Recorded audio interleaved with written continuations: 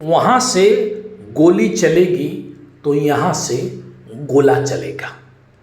पाकिस्तान या किसी भी मुद्दे पर जिसमें कश्मीर भी शामिल है, किसी देश की मध्यस्थता स्वीकार नहीं होगी, केवल पीओके वापस करना होगा।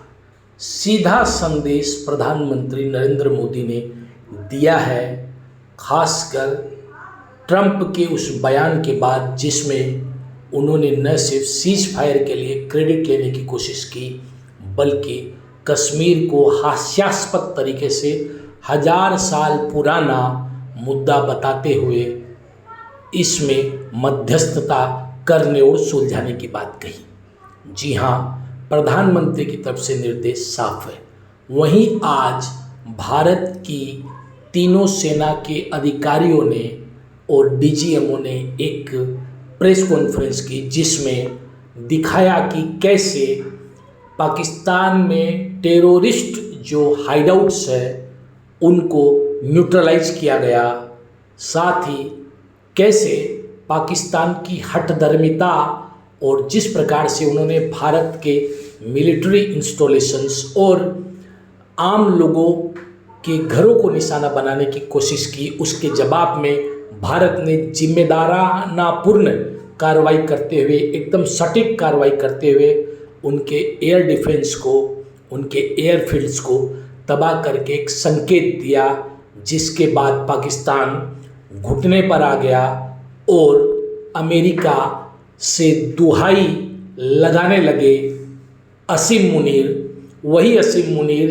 जिसने पहलगाम में आतंकी हमले की योजना रची, इससे पहले पुलवामा का भी खलनायक है, उसे घुटने पर ला दिया और उसने गुहार लगाई कि हमें भारत से बचाइए, भारत की सैन्य ताकत से बचाइए। इसके बाद वहाँ के डीजीएमओ ने भारत के डीजीएमओ घई साहब से बात की और कल 5 बजे के बाद से दोनों देशों के बीच सीज फायर पर एक सहमति बनी।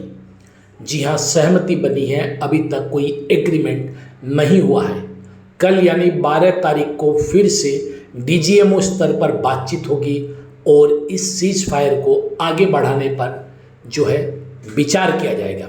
इस बीच सीज फायर पर सहमति बनने के साथ ही 2 घंटे के अंदर पाकिस्तान की ओर से सीज फायर सहमति का उल्लंघन हुआ, जिसको लेकर हॉटलाइन पर फिर से पाकिस्तान को एक कड़ा संदेश दिया गया कि भारत ऐसी किसी भी कार्रवाई को एक्ट ऑफ वार करार देगा और इसके गंभीर परिणाम पाकिस्तान को भुगतने पड़ेंगे। जो जानकारियां सामने आ रही है उसके मुताबिक ट्रंप प्रशासन लगातार भारत और पाकिस्तान के साथ संपर्क में था। पाकिस्तान के एयरफील्ड उड़ने के बाद उनमें यह डर हो गया कि भारत उनके न्यूक्लियर इंस्टॉलेशन पर कार्रवाई करके उन्हें उड़ा देगा। इसके बाद पाकिस्तान घुटने पर आ गया और अमेरिका से गुहार लगाई, जिसमें अमेरिका ने साफ कह दिया कि उन्हें सबसे पहले सफ़ेद झंडा उठाना पड़ेगा, शांति की अपील सीधे भारत से करनी पड़ेगी।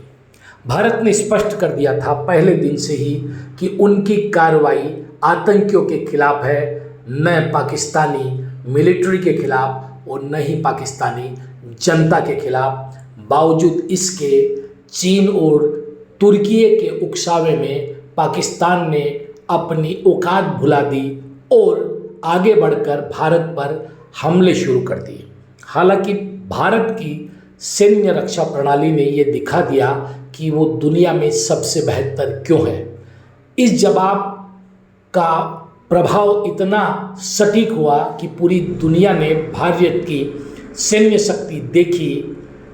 पाकिस्तान में ही नहीं बल्कि चीन के पास भी एक संदेश गया, या जो भारत को दुश्मनी की नज़र से देखते हैं, या बांग्लादेश के कुछ सिरफिरे रिटायर्ड मेजर जब कहते हैं कि पाकिस्तान से अगर भारत का युद्ध होता है तो बांग्लादेश को पूर्वोत्तर पर कब्जा कर लेना चाहिए।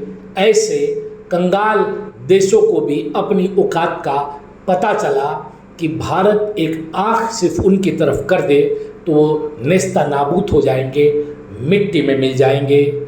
और इन सब के बावजूद अब पाकिस्तान में जश्न मनाया जा रहा है। वहाँ के प्रधानमंत्री इसे जीत घोषित कर रहे हैं। दरअसल दुनिया में सबसे भ्रमित और डिल्यूजनल अगर कोई कंट्री है जो डिल्यूजन में रहती है, भ्रम में रहती है, सपने में रहती है, तो वो पाकिस्तान है। और अगर देखा जाए तो ये पाकिस्तान के सिविल इस्टेब्लिशमेंट के लिए जीत ही है, जबकि पाकिस्तान की आर्मी, मुनीर आर्मी, मुल्ला आर्मी की इतनी जमकर किरकिरी हुई है भारत के साथ इस संघर्ष में कि उन्हें घुटने पर आना पड़ा महज 3 दिन के अंदर। जो कि पाकिस्तान का जो सिविल एडमिनिस्ट्रेशन है, वहाँ का जो राजनीतिक पार्टी है, विशेषकर जो सत्ताधारी पार्टी है, वो चाहती थी कि आर्मी की किरकिरी हो ताकि देश से आर्मी का दबाव, सेना का दबाव हटे। जो ये बार बार कहा जाता रहा है कि सब देशों के पास एक आर्मी है, पाकिस्तान में आर्मी के पास एक देश है, ये एक सिक्योरिटी नेशन है। यह जो धारणा है इसे पाकिस्तान तो नहीं तोड़ पाया, किंतु भारत की सेना ने तोड़ दिया।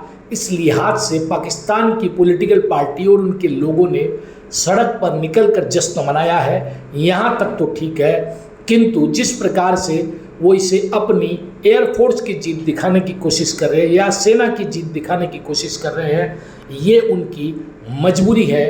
क्योंकि भारत के साथ इस लड़ाई में उनकी सेना और उनके जो एयरफोर्स है उन सब की जमकर किरकिरी हुई है, ज़मीन पर लेटा दिया गया है उनकी।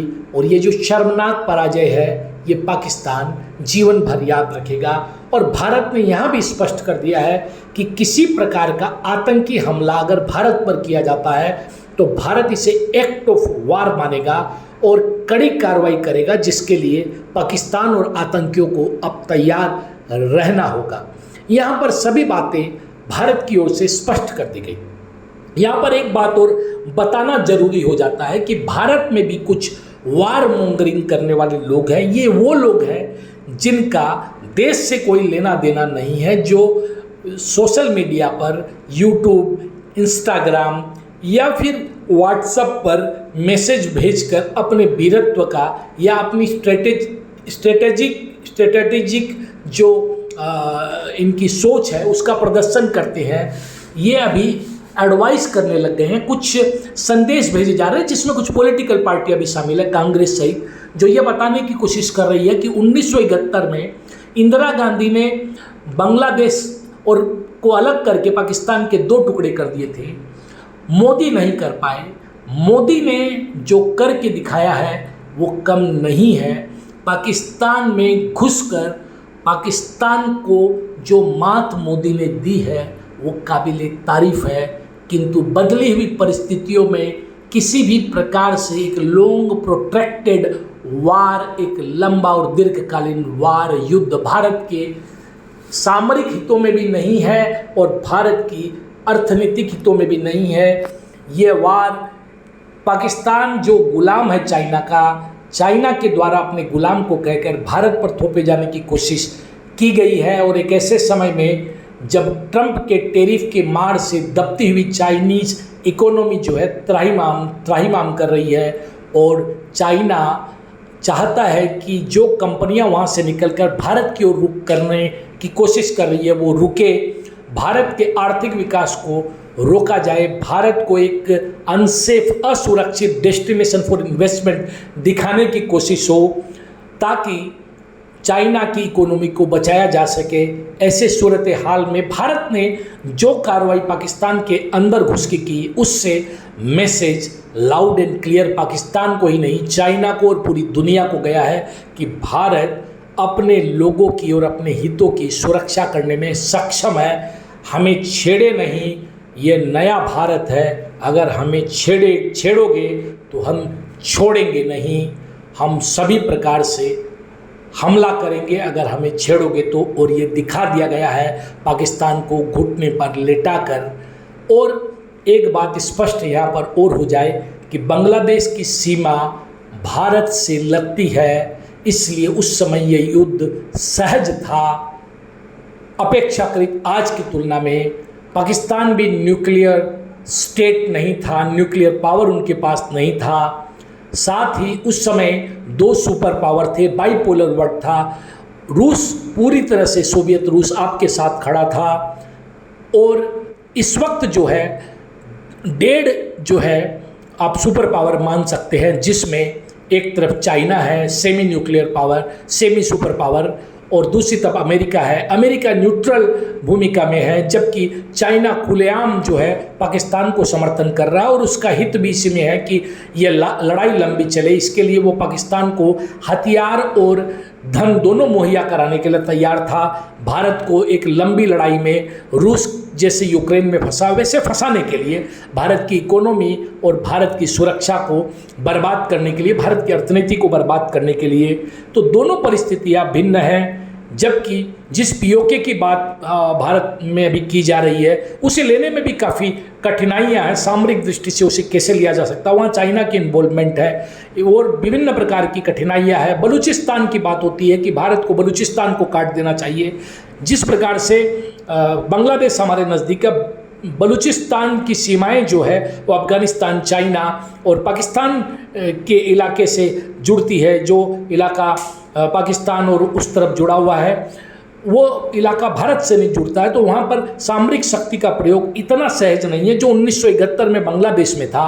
तो ये सारी बातें और बदला हुआ जियोपॉलिटिकल जो वर्ल्ड है, जो वैश्विक परिस्थिति है, उसे समझने की जरूरत है। मोदी पर आक्रमण करने की अपेक्षा या मोदी अथवा इंदिरा गांधी की तुलना करना, दोनों परिस्थितियाँ और परिप्रेक्ष्य एकदम अलग है। आज जो भी मोदी ने किया है वो काबिल तारीफ़ है, जो भी हमारी सेना ने किया है वो काबिल तारीफ़ है। क्योंकि अगर इन बातों की तुलना करेंगे तो 2008 में जब 26/11 हुआ तो मनमोहन सिंह ने युद्ध में जाने की कोशिश नहीं की। उस बात का भी सम्मान करना चाहिए। शायद भारत उस समय ऐसी परिस्थितियों के लिए तैयार नहीं था जो आज मोदी सरकार के दौरान भारत है। तो परिस्थितियाँ बदली है। सम्मान मनमोहन सिंह के फैसले का भी होना चाहिए, सम्मान मोदी के फैसले का भी होना चाहिए और सम्मान इंदिरा गांधी के फैसले का भी होना चाहिए। और वाजपेयी जी ने जब सेना का मोबिलाइजेशन किया और बॉर्डर पर खड़ी कर दी, जब आई बोल टू आई बोल दोनों की सेनाएं थी, तो उस परिस्थिति का, या जब पोखरण में परमाणु विस्फोट हुआ तो उस परिस्थिति का भी सम्मान होना चाहिए। देश की सुरक्षा और सुरक्षा के मुद्दों को लेकर राजनीति नहीं होनी चाहिए जिस प्रकार की राजनीति हो रही है।